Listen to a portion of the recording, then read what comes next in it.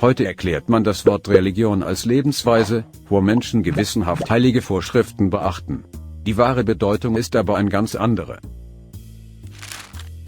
Wörter bekommen im Lauf der Zeit neue Bedeutungen. Denn Wörter müssen in die aktuelle Zeit und Situation passen. Sonst werden sie nicht mehr verstanden. Also müssen sie neu erklärt werden. So geschah es auch mit dem Wort Religion. Der Ursprung des Wortes Religion geht zurück ins Jahr 60 nach Christus.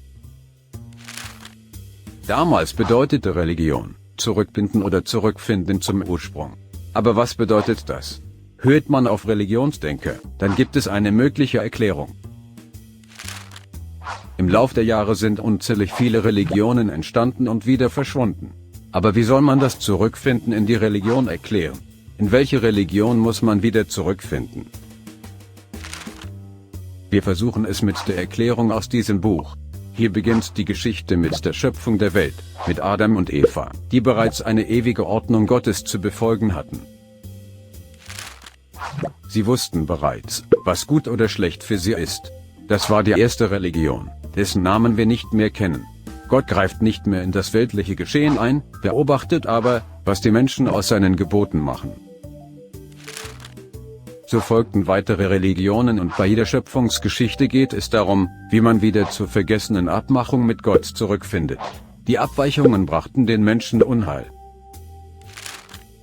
Denn tat man nicht das Gebotene, dann war die Menschheit gefährdet, wie man in der Geschichte der Arche Noah nachvollziehen kann. Es käme so weit, dass die Menschen mit sich selbst die ganze Schöpfung zerstören würden.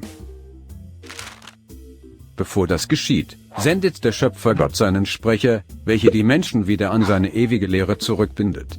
Durch diese Sprecher, auch Abraham war einer von ihnen, wurden die Menschen an den Schöpfer Gott erinnert und der bereits bestehende ewige Bund erneut geschlossen.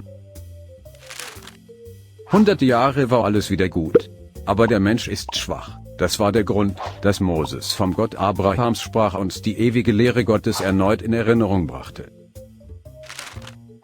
Hunderte Jahre später kam Jesus, welcher vor 2000 Jahren die verlorenen Gläubigen erneut an die Taten Abraham und Worte des Moses erinnerte. So ging es dann weiter, als 600 Jahre später die vergesslichen Menschen erneut an den Schöpfer Gott erinnert werden mussten und Mohammed an die Worte des Jesus, Moses und Abrahams erinnerte.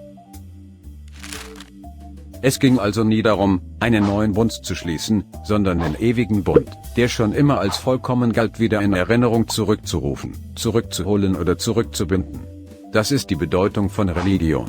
Also Religion so auszuüben, wie es der Schöpfer Gott seit Ewigkeit geboten hatte.